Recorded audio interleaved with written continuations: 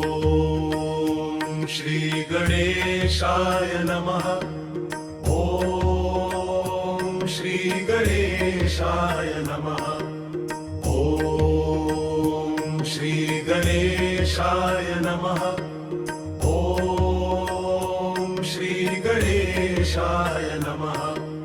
वक्रतुण्डं महाकायं सूर्यकोटि समप्रभं निर्विघ्नं कुरु मे देव सर्वकार्येषु सर्वदा। जय जय गणनायक विघ्न विनाशक प्रभो। भक्तजन पालक त्वं सिद्धि बुद्धि प्रदायक। लंबोदरं महाशक्तिं गजानन दयानिधिं मोदक प्रियं देवं वन्दे त्वां गणनायकम्।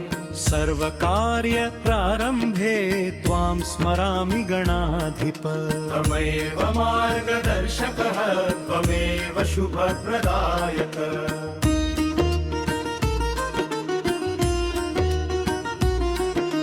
हे गणपति मंगलमूर्ति भव